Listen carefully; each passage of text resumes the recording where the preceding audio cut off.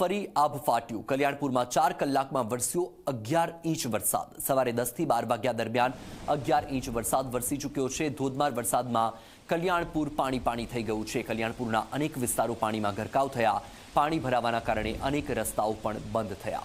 તો કલ્યાણપુરના આ દ્રશ્યો તમે જુઓ। કલ્યાણપુરમાં ફરીથી આભ ફાટવાની પરિસ્થિતિનું નિર્માણ થયું છે, કારણ કે 4 કલાકની અંદર જ 11 ઇંચ વરસાદ વરસી રહ્યો છે અને સવારે 10 વાગ્યાથી 12 વાગ્યા સુધીમાં જ 11 ઇંચ વરસાદ વરસી ચૂક્યો છે અને હજુ પણ વરસાદી માહોલ છે। ચારે તરફ માત્ર ને માત્ર પાણી ભરાઈ ગયા છે।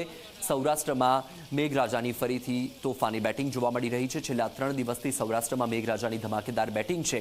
આજે સવારથી અત્યાર સુધીમાં 126 તાલુકામાં વરસાદ વરસી ચૂક્યો, જેમાં સૌરાષ્ટ્રમાં વધારે વરસાદ જોવા મળી રહ્યો છે। કલ્યાણપુરમાં ધમાકેદાર વરસાદ છે। દ્વારકાના કલ્યાણપુર પંથકમાં મેઘરાજાએ તારાજી સર્જી છે। ભારે વરસાદના કારણે દ્વારકાના નાગેશ્વર જ્યોતિર્લિંગ વચ્ચેનો માર્ગ બંધ થઈ ગયો। બાંકોડી પાટિયા પાસે Kalyanpur Bhatia state highway road તૂટી પડ્યો। ભારે વરસાદના કારણે બાંકોડી નજીક કલ્યાણપુર ભાટિયા સ્ટેટ હાઈવે ધોવાઈ ગયો। તો સતત વરસાદ વરસી રહ્યો છે કલ્યાણપુરમાં। 4 કલાકની અંદર 11 ઇંચ વરસાદ।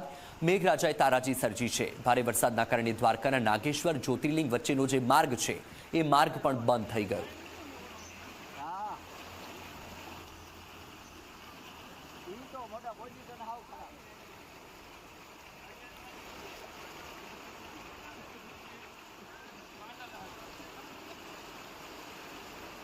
જરા